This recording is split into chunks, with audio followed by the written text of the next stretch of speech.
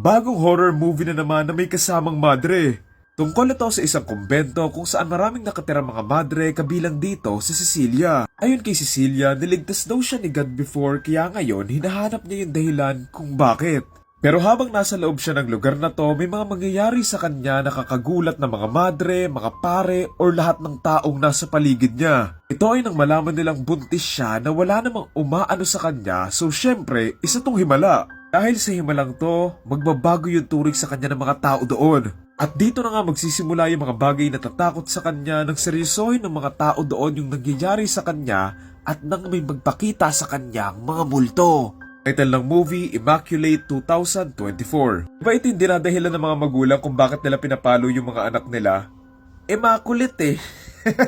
Ang corny ko. Pagka-Conjuring and Insidious style horror dito na maraming tahimik tas biglang manggugulat. Bida pala dito ay si Sydney Sweeney na hindi ko pa napapanood yung mga movies and series niya pero she looks the part naman here. Medyo naaalala ko nga sa role niya dito si Pearl, ewan ko kung bakit. Dito rin pala si The Professor and kakanta siya dito ng Bella Ciao.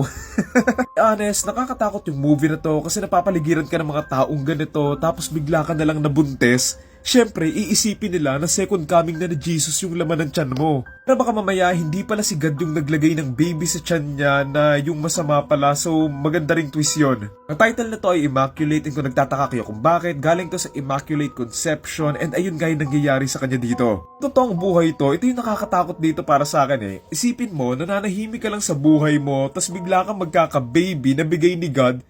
Laking responsibilidad nun. Bili ng diaper, ng pagkain, ng laruan, pang tuition, uniform. Ano mo kukunin yun kung biglaan ka lang nabuntis? Wala naman Gcash galing sa langit eh.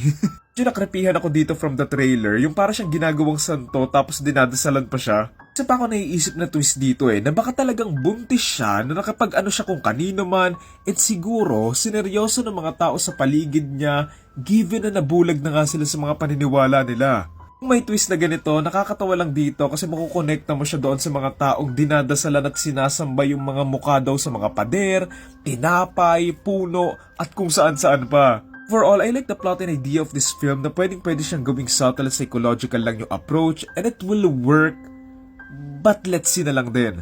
So yun lang ang title ng movie, Immaculate, and abangan natin to on March 22, 2024.